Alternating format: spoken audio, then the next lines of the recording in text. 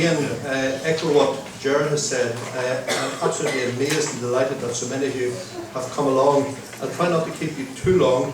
I know it must be very uncomfortable for some of you, but unfortunately the UK system is slightly different. Had it been the same, we could have disposed of my presentation, but I'm here to talk to you about what it's like training to be a secondary school teacher in the UK.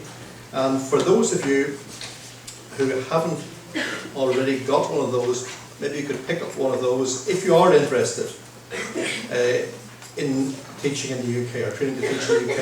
If you would fill in one of those. If you didn't get a prospectus, I'm down to my last one. I only have 2 boxes, they're all gone. But if you would like a prospectus on Edge Hill University, which is the largest university in the UK for secondary school teaching, if you would put prospectus or booklet at the top, send booklet, we'll get you one sent out.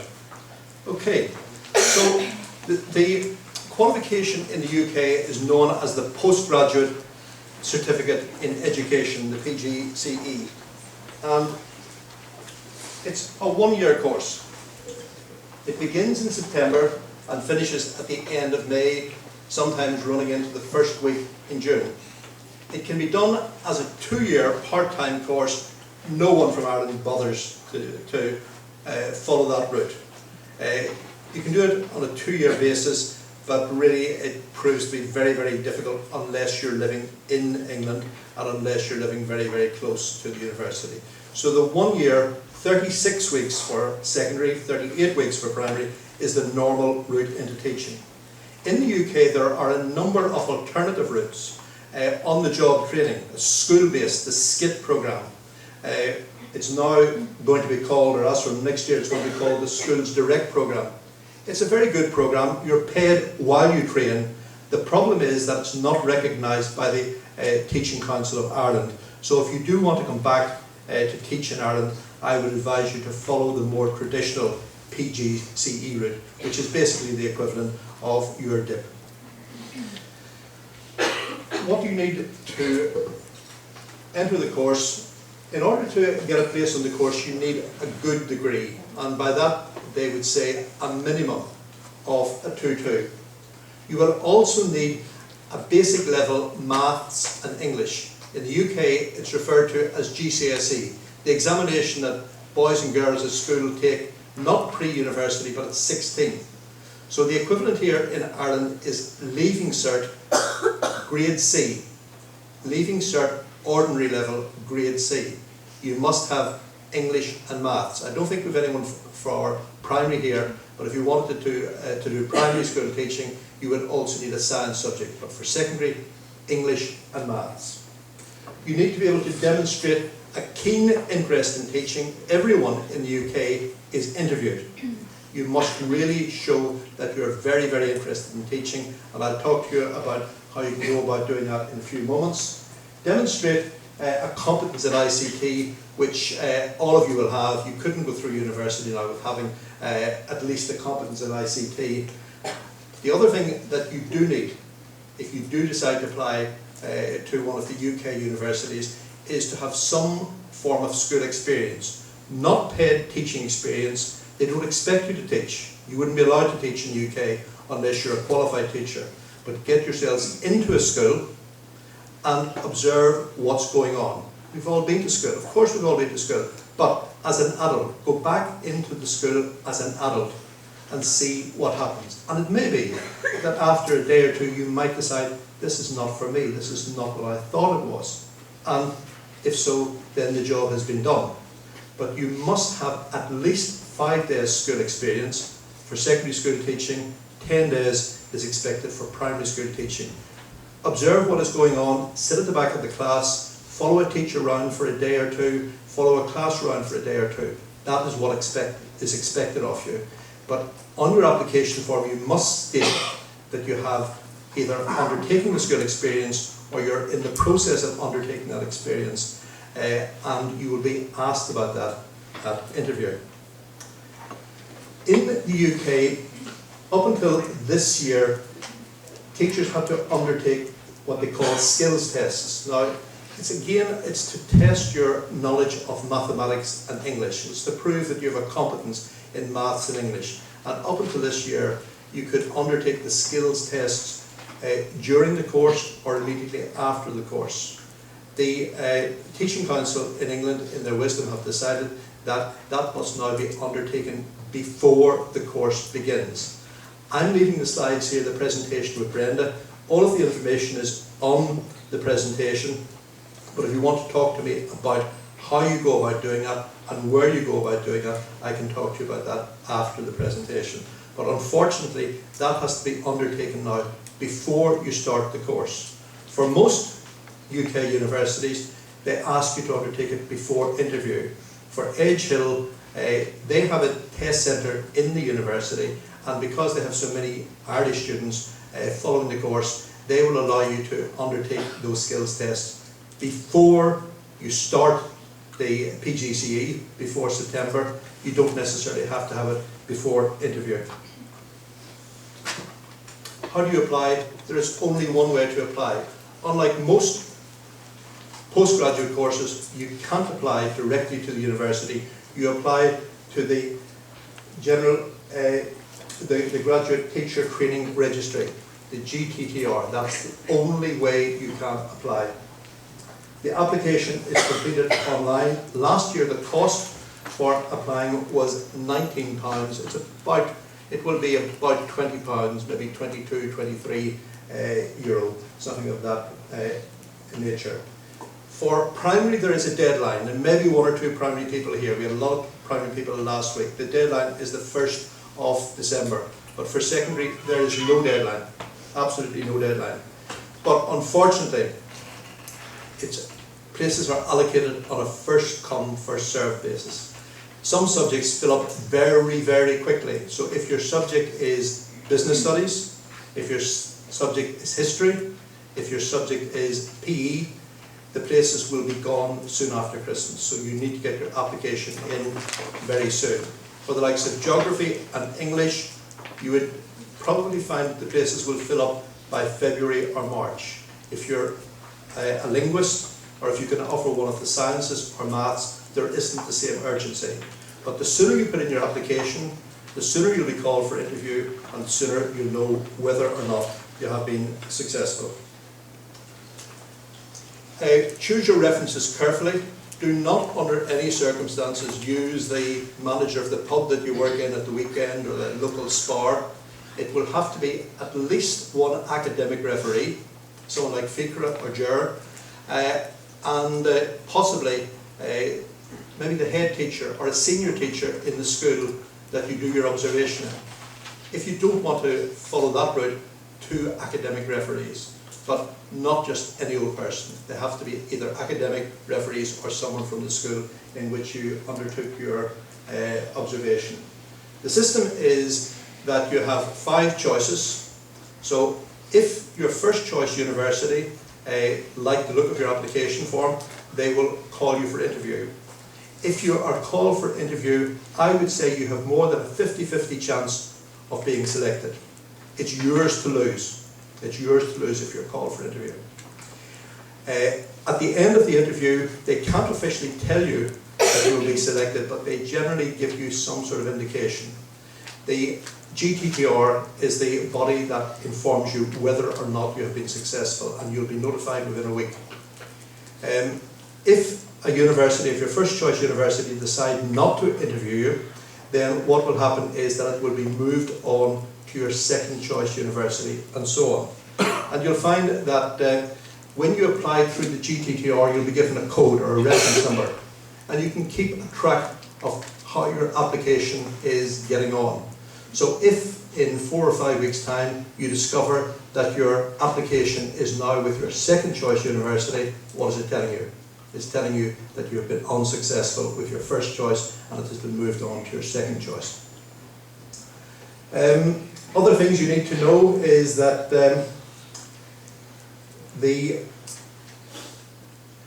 you'll be required to submit what is called in the UK a CRB, a Criminal Record Bureau check, which is what you call a Garda check. Everyone is required to undertake that, and medical clearance. it's nothing to worry about, nothing to worry about.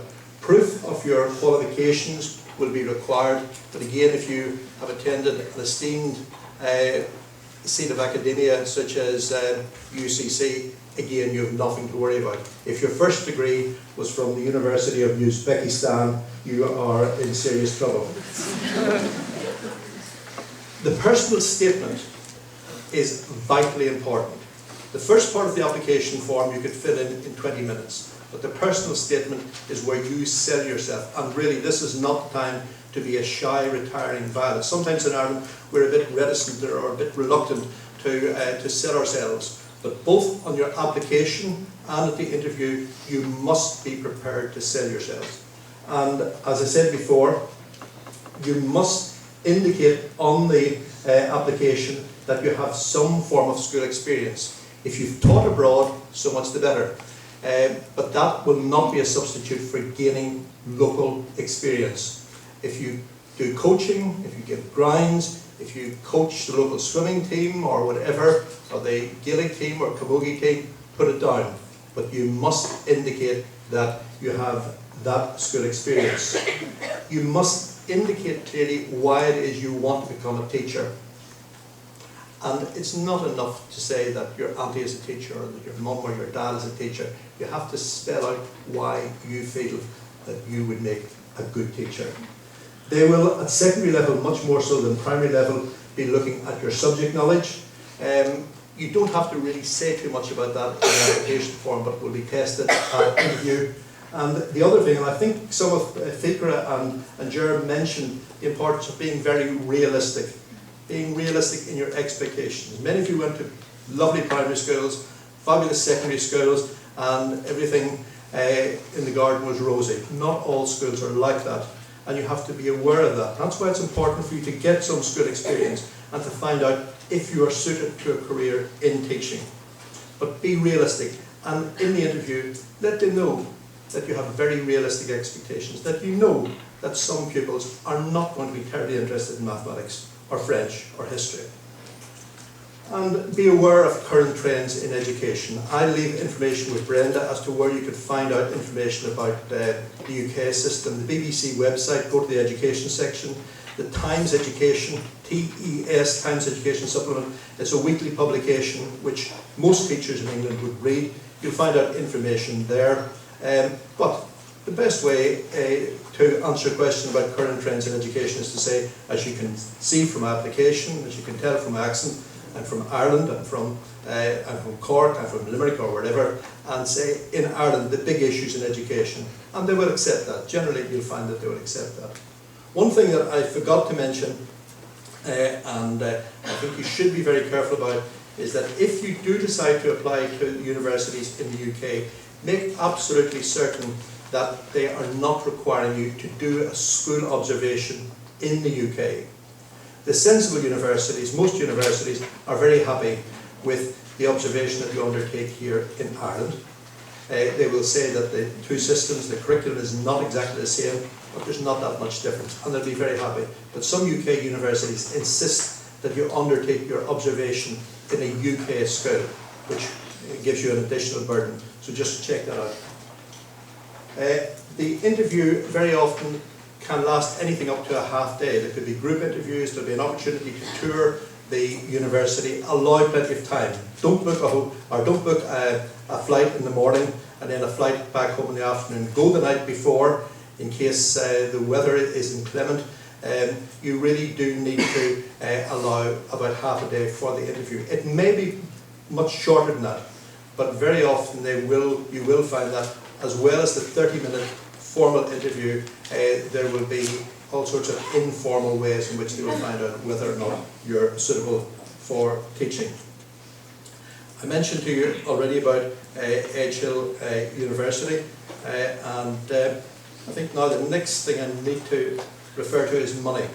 The cost of the PGCE in the UK unfortunately has risen, and it is currently £9,000.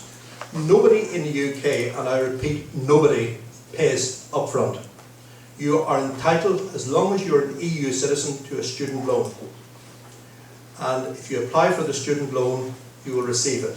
the university will make you aware of how the application is to be submitted, but you will get the loan. Unfortunately, you do have to repay it, but you don't repay it until after you have completed your course and when you're in a full-time job and you're earning in excess of £21,000.